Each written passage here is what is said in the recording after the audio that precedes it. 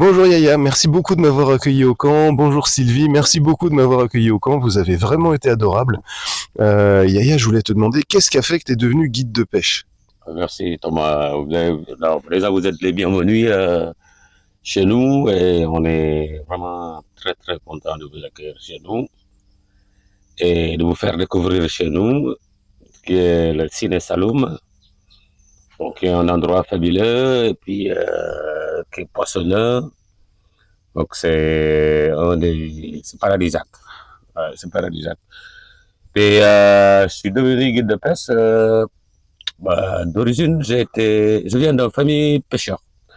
Paternelle et maternelle. Donc, j'ai toujours pêché. À l'âge de 7 ans, j'ai pêché donc, dans le delta du Saloum. Donc, j'ai commencé avec mon grand-père et après, ça a suivi, ça a suivi. C'est après, avec le tourisme, que j'ai commencé avec, parce qu'on pêchait à l'époque avec les palangres, on pêche à la ligne, et les palangres, tout ça, Des lignes à main?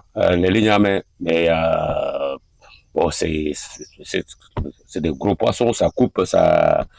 C'est quand les troupes sont commencé à venir ramener des cannes à pêche, tout ça, là, je me suis mis dedans. Mhm. Et là, ben, je vois que c'est mieux, quand même, parce que ça coupe pas, et puis tout est réglé, tout c'est comme ça que je me suis mis, et j'avais des clients qui viennent tous les ans. Il y en a qui viennent 2, 3 fois dans l'année pêcher dans le site de Salomon. Ok. Et le teranga découverte, super, Ouais, d'accord. c'est le top. On reparlera de Teranga Découverte tout à l'heure. On va lui consacrer un petit moment spécialement. Justement, explique-nous un petit peu, le Ciné Saloum, c'est quoi? Et qu'est-ce qui fait qu'on doit venir là? Le Ciné Saloum, si tu veux bien, c'est le Ciné Saloum, c'est ça fait partie de la patrimoine mondial de l'UNESCO, tout ça, c'est classé, c'est protégé, il y a tout, quoi. Il y a tout, il y a tout. Il y a pas mal de gens qui vivent dans le delta, à Ok. cause du delta. Donc, Ah, ils vivent du du delta en delta, plus, en d'accord. plus, ouais. Alors, qu'est-ce qu'on trouve spécialement ici? C'est passionneux, les oiseaux, les animaux, tu vois, c'est riche à tout, quoi. C'est Ok. riche à tout. Tu Donc, peux me citer deux, trois animaux particuliers qu'on trouve voilà, ici? il y a les phacochères, il y a les hyènes, il y a les crocodiles, il y a des biches, il y a pas mal de trucs, quoi. Ok. Et pour les oiseaux? Pour les oiseaux, il y en a plein, plein, en pagaille. Ça, je ne sais même pas les citer. Alors, Il y a une île aux oiseaux, je crois. tu as l'île aux oiseaux où, si c'est la période, s'ils nichent, il faut regarder en bas, autrement, tu écrases les poussins ou les œufs, quoi. Donc, D'accord. autrement, dans les mangroves, il y a plein d'oiseaux. En pagaille de singes, tout ça, c'est bourré, bourré d'animaux et d'oiseaux. Les gens vivent de la chasse et de la pêche et Voilà, du tourisme, en elle est du fait. tourisme, ouais. Ok. Ouais. Il y a des gens qui viennent pour la pêche, tu as des gens qui viennent pour les balades. Ceux qui viennent pour la pêche, c'est moi. Voilà. On a vécu des moments fous ici depuis 2 jours. Je voudrais que tu me parles plus spécifiquement de la pêche et des méthodes de pêche que tu développes. J'ai vu que tu pêchais avec des cannes. Développe un peu ça, s'il te plaît. Ouais, ben, on pêche au leurre et au leurre souple aussi. Ça dépend des périodes. Là, tu es tombé dans des coefficients qui sont un peu maigres, qui sont un peu petits parce qu'il n'y a pas de marée, mais on s'est démerdé quand même. Il faut connaître. De toute façon, il faut savoir et il faut connaître, c'est tout. Chaque coefficient, tu as où te démerder. Il faut savoir, c'est tout. Donc, tu peux pêcher avec les leurres souples ou euh, comment dire, Les appâts naturels. storms, Ouais. les storms, qui descendent entre 6 et 15 mètres de profondeur. Pour la traîne. Ouais. 6 et 10 mètres, entre 6 et 10 mètres de profondeur. Donc, quand ça ne le fait pas, ça racle le fond. Donc, ils sont en bas, quoi. Mais la plupart de mes coins de capitaine ou d'ombrine aussi, je les trouve avec la traîne. Parce que chaque fois que tu es en départ, tu dois repérer ton coin. D'accord. Alors Chaque fois que justement. tu es en départ, tu dois repérer tout de suite le coin. Comme c'est pas la mer, c'est les mangroves, tac, tu dois avoir l'œil. Et là, une fois que tu fais un capitaine en place, s'il n'y a pas un coup de filet, ça peut rester pendant des mois sur place. Tous les jours tu viens, tu vas faire ton capitaine. D'accord. Et le capitaine aussi, c'est des poissons qui ne mangent pas au fond. On dirait pas, il a une bouche qui va vers le bas, il a des barbillons. Voilà, mais il mange pas au fond. Il faut que l'appât arrive à... C'est pour ça qu'il faut du courant. Ou il faut des vifs. D'accord, pour que ça tourne autour. Voilà, ou des leurres. Donc il faut que ça tourne. D'accord. Donc c'est pour ça qu'on a besoin de courant. Pour que l'appât il fait comme ça, en bas de ligne, assez important. Au minimum, 1 mètre. Si tu peux mettre plus, c'est mieux encore. Mais minimum 1 mètre, quoi. Tu vas avoir de bas de ligne, minimum. Ok. 1 mètre. Et puis j'ai vu que tu utilises des gros bas de ligne. J'utilise des beaux bas de ligne, des gros bas de ligne, parce que le capitaine, la bouche, c'est comme des râpes. Ça coup, il lise le fil. Si tu mets du sylphin, il voit le poteau, plap, tu le perds. Donc il faut mettre un bas de ligne assez important. Assez important. Ça, il ne fait pas peur, il n'a pas peur. Alors. Ça, j'ai vu ça. Il n'a pas peur d'un gros bas de ligne et il prend des grosses bouchées. C'est sûr. Je me posais une autre question, justement, tu disais tu te repères dans les bolons en regardant d'un coup d'œil. Pour moi, tout a l'air pareil. J'ai du mal à trouver des repères. Comment tu fais pour te repérer dans les bolons? Les bolons, c'est comme dans ma chambre, c'est comme chez moi. Je me lève sur mon lit la nuit, je sais où aller. Hein. D'accord. C'est pareil, donc pour moi, naviguer la nuit, le jour, c'est pareil. D'accord. C'est pareil, je peux me lever à n'importe quelle heure, je vais, c'est comme le jour. Donc c'est chez moi, c'est chez moi. Il y a pas de, rien à dire, c'est comme ça. C'est comme ça. Il n'y a pas une méthode particulière pour dire tel arbre, telle forme, telle... Non, c'est chez moi. Là, c'est depuis tout petit. Depuis tout petit, je vis dedans, quoi. Ok. Je suis comme les golos, hein, c'est pareil. Hein. Les golos, c'est les singes. Les singes, ouais. Les golos. C'est pareil, hein. Tu peux nous raconter 2-3 anecdotes rigolotes avec des clients? Bah oui, il y en a plein. Hein. Ça, il y en a plein. Hein. Il y en a plein. Tu sais, des fois, c'est... Quand tu es dans le milieu, tu reçois les gentils, les pas gentils, mais toi, tu gères quand même, c'est ton métier. Hein. Donc, tu dois gérer. Mais c'est vrai qu'il y a des trucs, c'est rigolo, quoi. Parle-moi du « il fait beau à Paris ». Ah ouais, ça c'est le coup du Parisien, là, qui était logé à l'hôtel à Castelou, il m'a fait perdre 3 jours de pêche. Bah, le gars, je lui dis, ouais, le matin, on part à la pêche, il se met torse nu. Je lui dis, mais fais gaffe, il faut te protéger. Il me dit, non, t'inquiète, à Paris, il y a le soleil. Oh, non de Dieu. Mais le soir, je peux te dire, c'est pas marrant. Hein.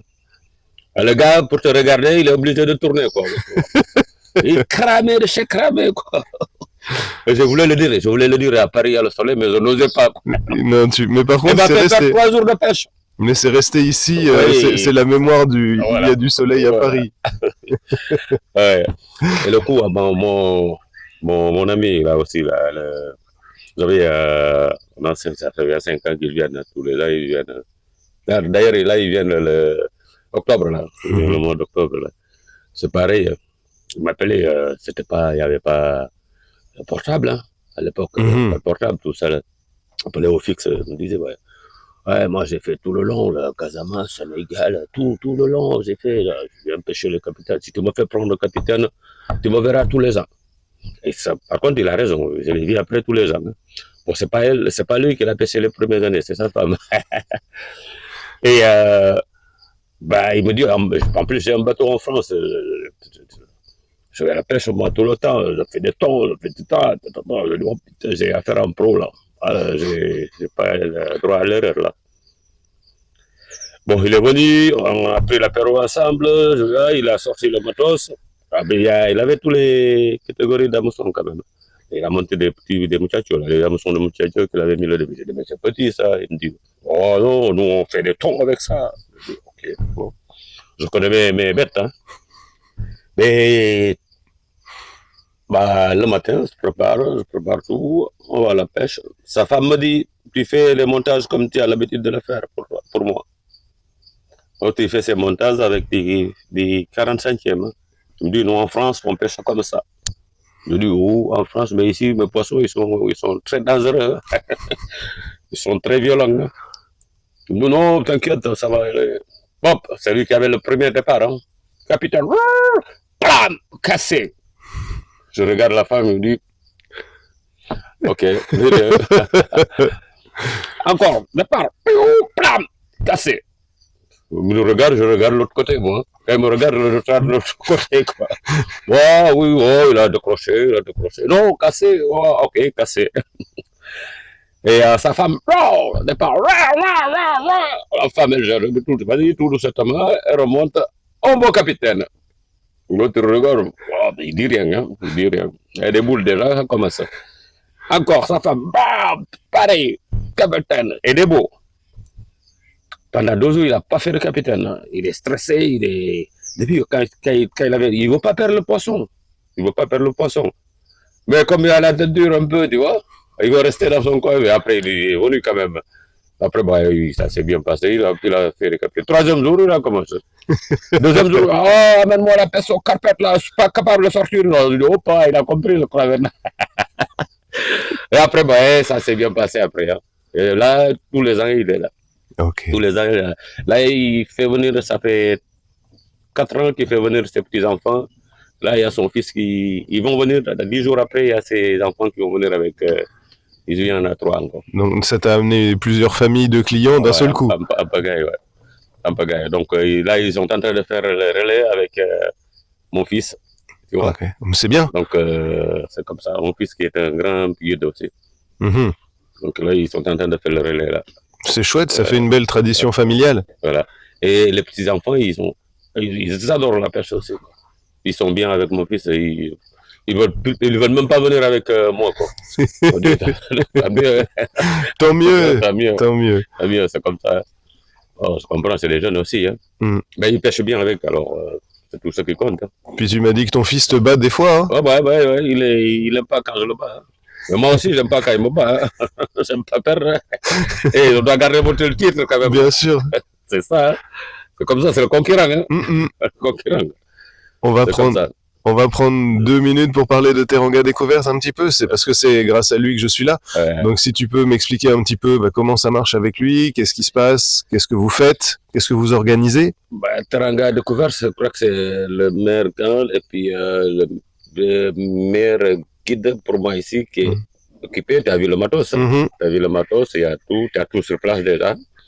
Tu as des bateaux qui sont bien pour la pêche. C'est très belle coque. Ouais, des jolies coques, des moteurs qui fonctionnent hyper bien, des cannes de combat, vraiment, donc ça vaut le coup. Ça vaut le coup. Et David, vous avez vu le camp, et puis on est comme Teranga, comme le nom l'indique. L'organisation est vraiment particulière parce qu'effectivement, on arrive à Toubacouta, on va au débarcadère, on prend le bateau pour venir sur une île déserte. J'ai oublié le nom de l'île, comment elle s'appelle? L'île Marabout, Oudjaren. D'accord. C'est l'île Marabout. L'île Marabout. Donc là, c'est là où on bivouaque pendant la saison des pluies. La saison des pluies. Mais la saison normale, on a notre place. On va se revoir. Voilà, où on fait du softcasting toute la nuit. On tape les cannes, on met le gros lot, on met des gros vifs. Voilà. On attend. Voilà, on attend. Et tu m'as dit que la fosse, elle est au pied là-bas. Voilà, à 2 mètres, 2 mètres, c'est le tombant. Et le tombant donc, descend. Pas besoin de grosses cannes, des cannes à surf pour ça. C'est les mêmes cannes qui font d'eau. Et le tombant, il descend jusqu'à quelle profondeur? Ah bon, là, tu peux y aller jusqu'à 7, 8 mètres. Ah ouais. 7, 8 mètres, ça descend. D'accord. Et là, les gros, ils viennent attendre les petits. Et des fois, quand même, quand ils ramènent, tu dois faire gaffe parce que des fois, quand ils se mettent dans le tombant, là, c'est un peu embêté. Quoi. Il ne faut pas tirer comme un malade à ce niveau-là. Quoi. Ok. On verra ça voilà. Quand je serai de retour. Voilà. Merci beaucoup, Yaya. Là, on fait des beaux pièces. Là, ouais. Là, il y a des pièces de 20 et quelques kilos. Capitaine monstre.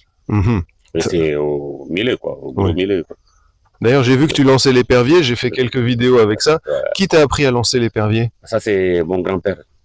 Mon grand-père, il m'avait fabriqué, quand j'étais jeune, là, une petite, pour m'entraîner. Et moi, matin, soir, tout le temps, je suis dans le volant. Comme je suis mordu, tout le temps là-bas, tout le temps là-bas. Bon, je faisais des petits, je suis content. Je suis content quand je faisais des petits. La monnaie, je me faisais mon pépé soupe, comme on dit, la soupe de poisson, là. Nous, on dit pépé soupe, là. Je me régalais. Je me régalais de manger mon propre poisson, tu vois, avec l'épervier. Et je le faisais tous les jours. Et du coup, ça vient tout seul après. Ça vient tout seul après. T'as une très très belle technique à l'épervier et ça fait que on a des vifs frais toute la journée et on peut pêcher au vif quand il y a besoin, pêcher au leurre quand il y a besoin. Là, c'est vrai, la saison, c'est pas la meilleure saison. Non. C'est pas la meilleure saison ni la meilleure marée. Là. Malgré ça, on a fait quand même une très très jolie pêche. Donc moi je vous recommande tous de venir là. Yaya est un guide super, on s'est vraiment éclaté, on rigole beaucoup et Teranga Découverte c'est vraiment un endroit à découvrir.